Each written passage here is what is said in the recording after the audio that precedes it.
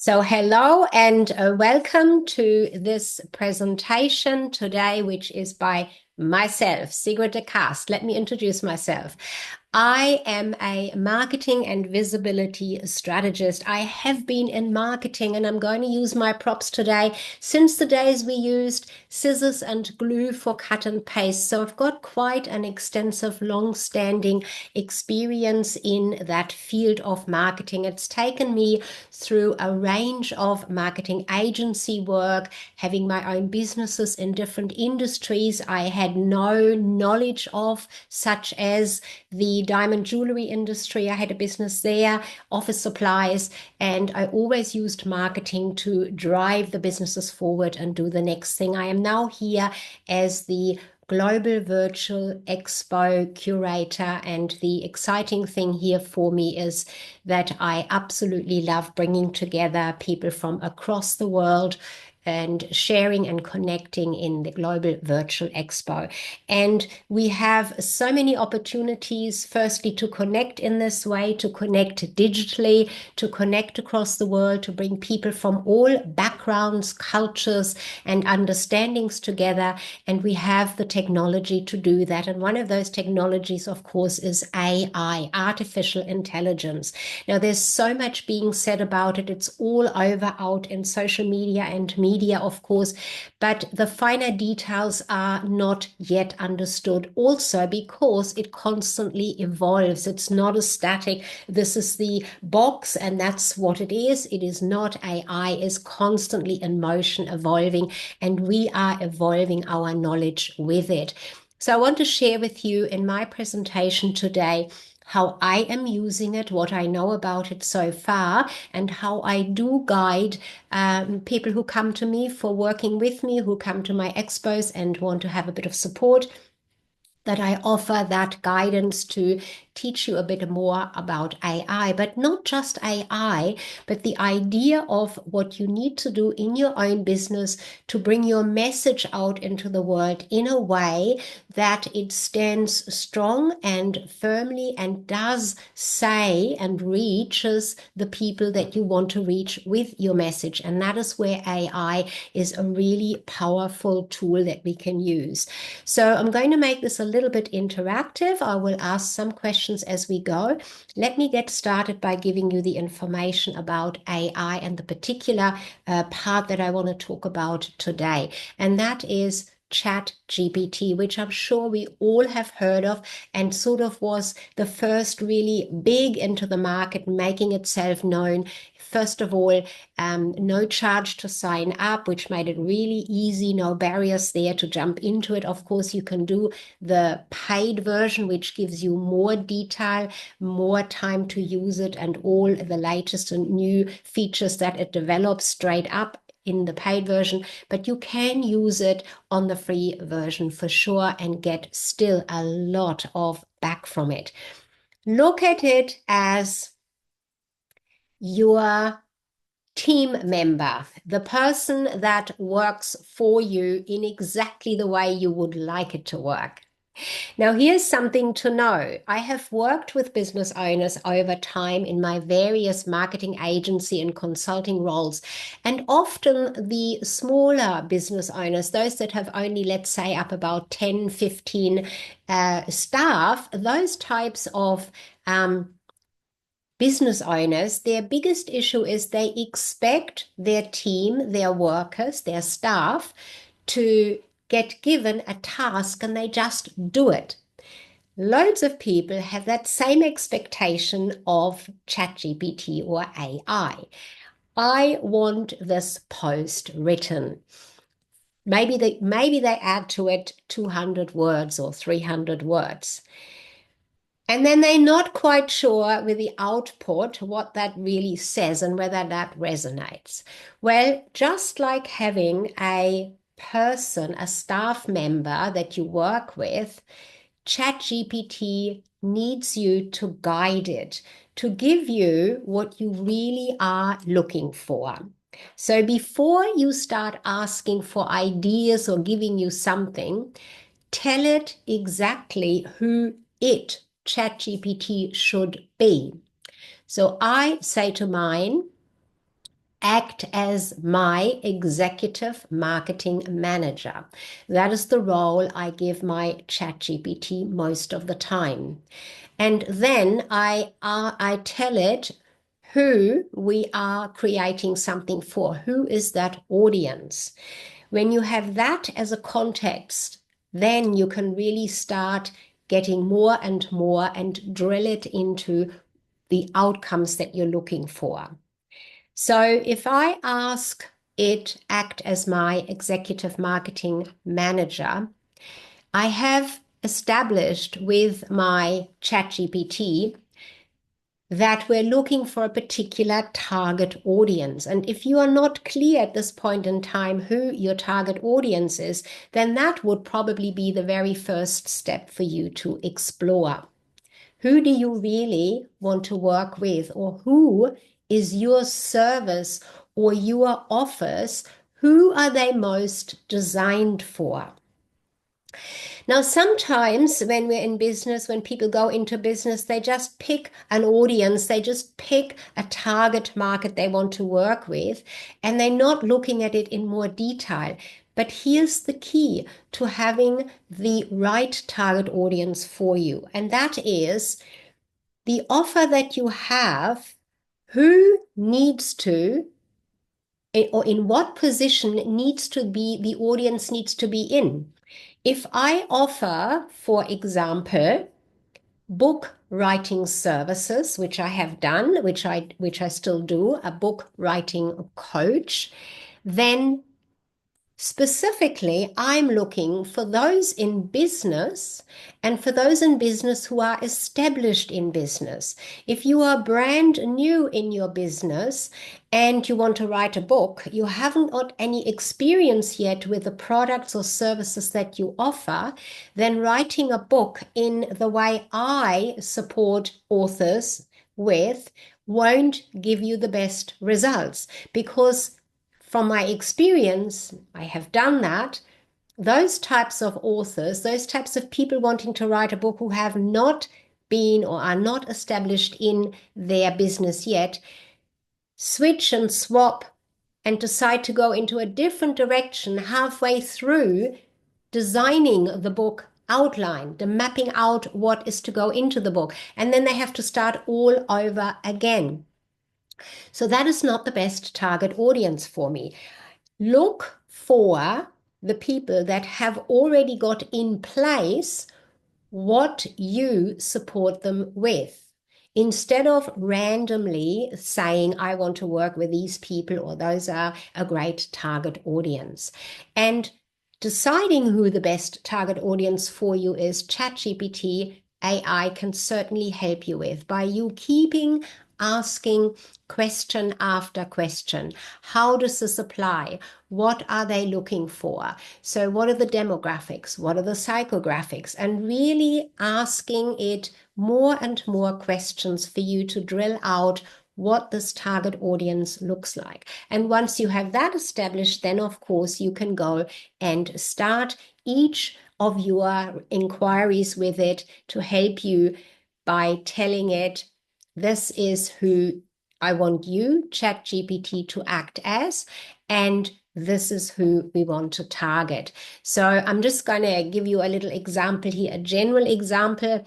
Act as, let's say, friendly marketing advisor for your, let's say, an independent bookstore whose target audience is, let's say, young adults interested in fantasy novels and local community events. So giving that much detail makes it much easier then for AI to give you a specific outcome for it. So also be very clear what you are expecting. Don't just say, give me content ideas or write a post. Say particularly the title of a post, if that's what it is, or questions that you want, or titles that you're looking for. Always go deeper into asking more and more detail, and also instruct it what sort of a tone you would like it to write or to create the content in that you're asking for? Does it have to be logic and professional? Does it have to be soft and gentle, working on the heartstrings, bringing a bit more of empathy into it? What does it have to be? Enthusiastic, welcoming? What type of detail and tone are you looking for? And of course, make sure that when the outcome is presented by ChatGPT, that you look at it closely and you keep going back. For example, often I find that the material that was sent might not exactly express everything in the manner that I wanted to. And so I say, this is not the way I want it. Please reword that one, or give me more angles on this particular one. If I ask for a list of book titles, let's say, I say, okay, title number 3 sounds good, but I want you to give me more around that particular idea or that particular topic of that title addresses. So always be really detailed in the questions that you ask your AI, your ChatGPT. Now, what I'm telling you here is just one tiny little area that you can use it in. For example, there is much, much more to be gained and to go into. I would direct you to get to know it first enough so that you can then look for other types of software that is out there, other AI offers. And there are many different ones, whether they are visual ones, whether they are specific research tools, or whether they are similar ones, just generally AI ones that all software providers seem to be offering these days. So this is a very dip your toe into the water, starting into this particular topic of AI. And yes, if you input the wrong type of information, then the wrong type of information will come back out of it. So I am curious to hear if in my audience here today, anybody has had a particular experience perhaps with AI, or has a particular question you would like to ask. And I'm happy for you to open your microphone and ask that question. It does help me to understand what the audience at the moment is looking for and knows. And it also always helps others who hear questions to perhaps understand their own thinking, that they may have had those questions, but maybe not in particularly those words. So do we have somebody who would like to ask a question around the whole scenario of AI in the context we are discussing in this, or presenting in this particular session today? Any hands up? Yes, Helen. So Sigrid, I'm interested in whether you feel that you have trained your ChatGPT about your voice, about your tone, so that you can say, in my usual tone. Have you done anything like that, and how did you do that? Yes, I did exactly that. So my ChatGPT calls it in Sigrid's voice, professional and empathetic, and it has used or is using all of the previous interactions we have had to bring together that voice. So I always give some information, and then I relate it back to experience or analogies or examples where possible. And also I want it to then refer to what my current directive or offer is. And it does that really well now. Now, sometimes it gets updates and things, seems to be having to take a moment to think back and relate back. And it says, updating memory or updating details. And it certainly does that. And I always make sure that I tell it what part was not the right part or was not the way I wanted it.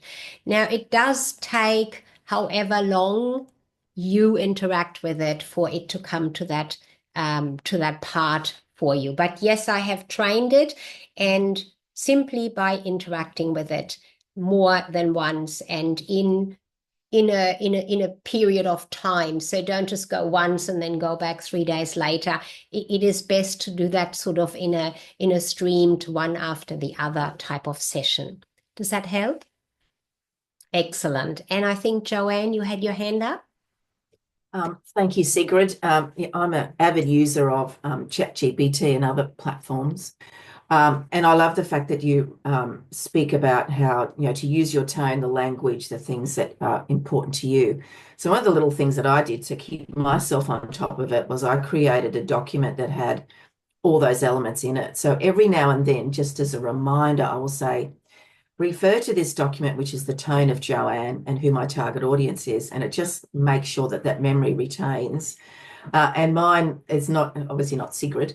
Mine is mine is Joanne bold and quirky, because that's me. And so I use that and always say, make sure you reference the language of circle in everything I do. So I do use it as a reminder. So yeah, I think it's a tool that can absolutely escalate what we do. And if I can just share one more very quick thing, if I've got something in my brain that I want to put into chat, I'll open Word document, turn on the dictate button, tell my story, copy, paste, and say, please refine that, use this tone, here's my document again.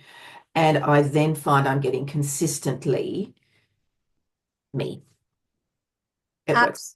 Absolutely. And that is great. And I really appreciate you sharing that, Joanne. So it is training it, and it is constantly referring back to what we have input in the past, making sure it keeps that and goes back to that information so that it can grow from there. I think that's a good word to use, grow. As we grow, it grows as well, or evolves, whatever word you want to use there. Now, I find definitely that a lot of tasks are faster than for me to do it myself. In the past, in my marketing agency, I would create messages, or I would create forms of a bio for clients when they were working on how do I say this properly. These days, it is just inputting or copy pasting information into ChatGPT, asking it to work that out. It really does come up with some excellent wording and ways of saying it. And it certainly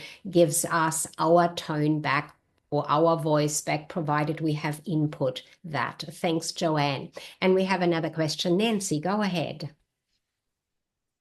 Well, going back to teaching your GBT, one of the things that I realized, I would say, stop using this word, and it just didn't remember. So again, it's, as you said, the quality of the question is the quality of the answer. So one day I said, I want you to remember not to use this word. And then after it was done, it said updated memory. I'm like, good, because I can't stand how you keep on using the word juggling. I don't like it. I don't want to use it in my verbiage at all. So there's that. So that's one trick. And I don't have the paid version. I just use the basic version. The other thing that I like is that you have the opportunity to attach a document. So I can attach any kind of size document, I think within reason, and or a video or something, and say, please reference this document and provide me.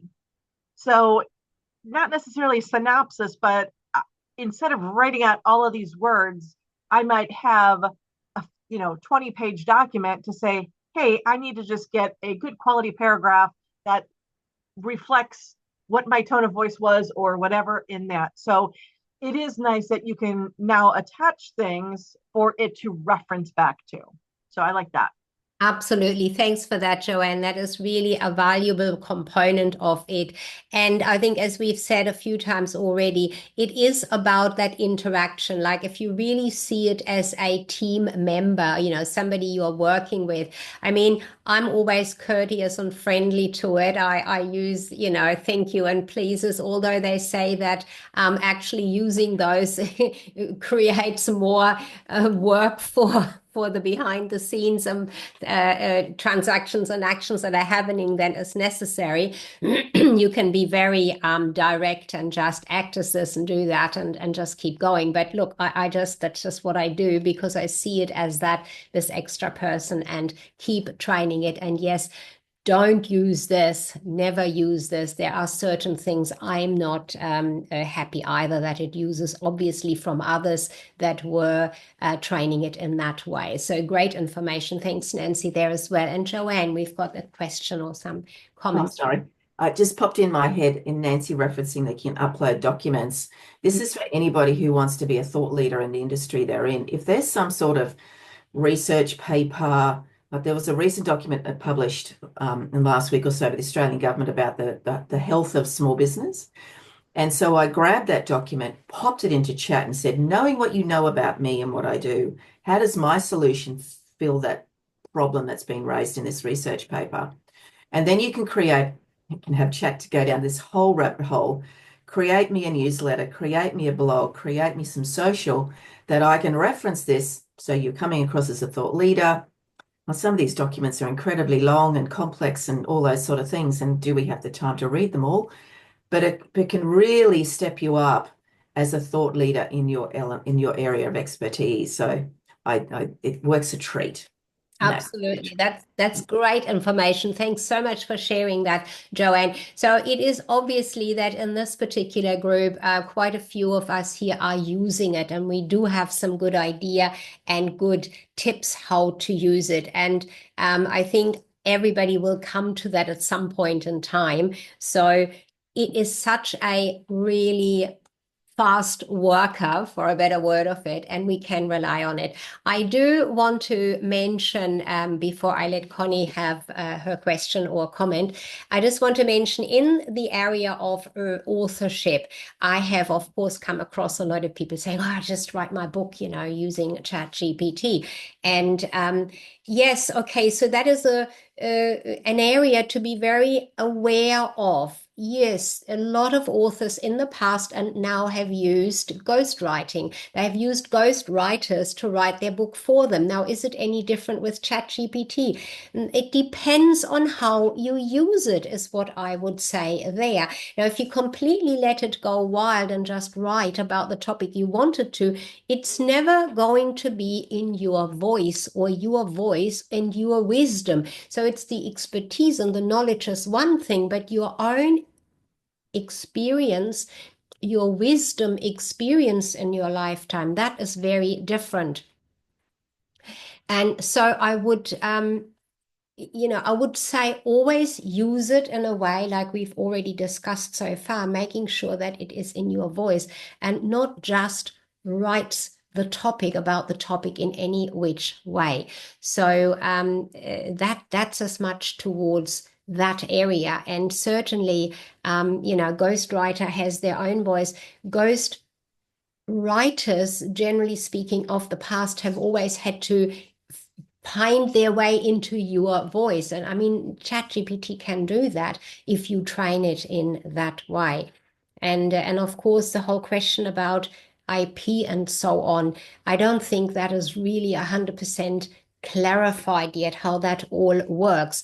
I do know that Amazon KDP, for example, does ask how much of the content that you put in there in your book, how much of that has been created by AI. They're asking that, so that I would imagine they can go into the future looking at, which books were created with 50% or 80% or, just minimal material coming from AI, so that they can in the future point that out, even if somebody might say, no, it was all my own, yet they can then have comparisons to work that out, is what I'm imagining. So definitely in your voice, but make sure it knows your voice in the first place. Connie, ask your question or make your comment, please.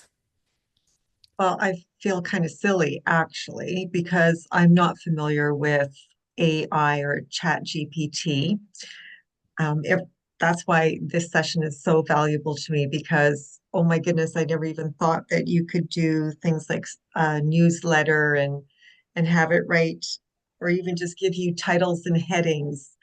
So for someone who is new like me, how does one even start?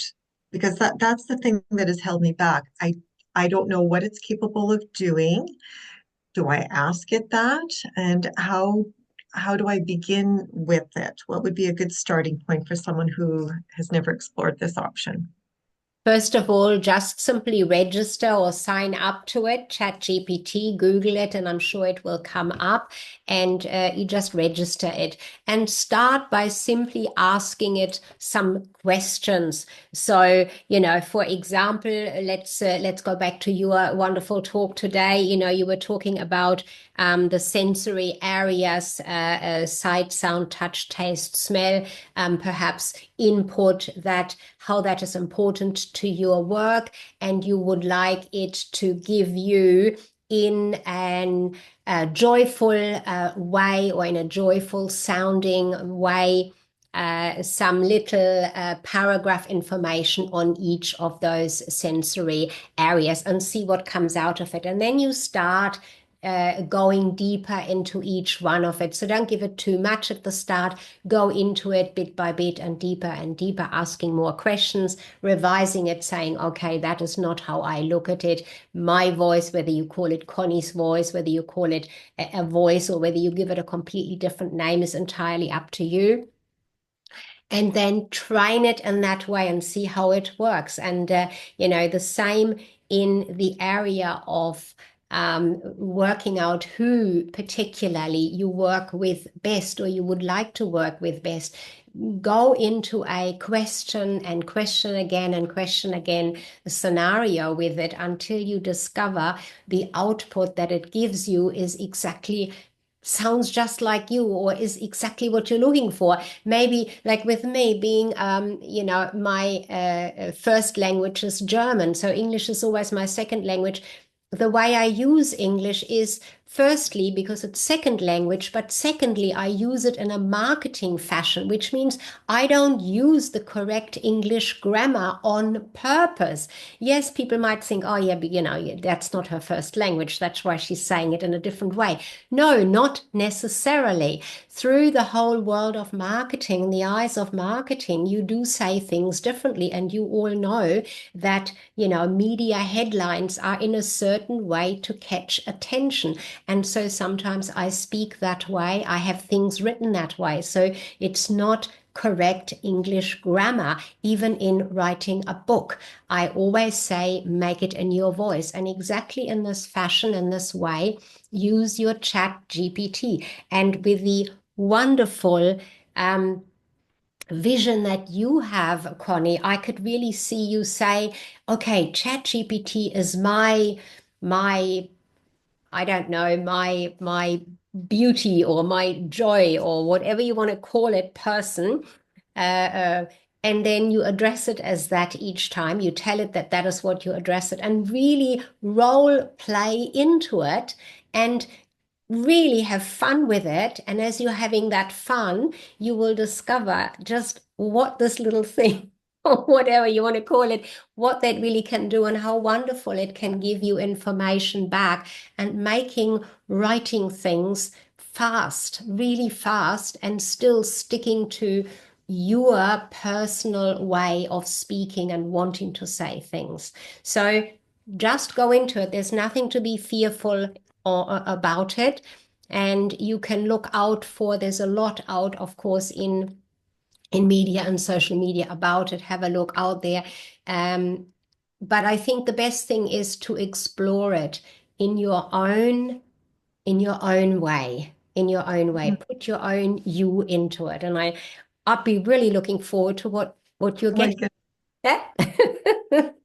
thank you. Because I always feared that, so I call my my personality, my Connie essence. That's my light inside, right? My Connie essence. And I have a very particular way of speaking to people. My messages are they're very me. And I always fear that my Connie essence won't shine through, that it's going to sound maybe too tech or too, I don't know, computer generated or something, just too fake. And I don't want it to be that way. So, yeah. But No, and that is exactly what you can achieve, that it can really focus in on you and how you want it to sound. One thing I noticed early on, it kind of uses when emails are sent. Hello, Sigrid. I hope this email finds you well. I mean, that is a phrase straight out of AI, and so many people use that these days. That's not me. I absolutely do not like that for myself to put that out there. So mine does not use that. Should it ever be asked for, an email text to be written? So just teach it, train it. To your voice. So yeah, it'll be thank you. exciting. All right, ladies, I think that's been quite interesting and exciting for me too, to have your questions. And just to say that again, there are no silly questions ever in any area. We don't know. I don't know what I don't know. And until I ask, I still won't know. So always make sure you ask. And certainly with ChatGPT, ask your questions. So I thank you for opening up and being open to asking those questions in this particular session. Thank you.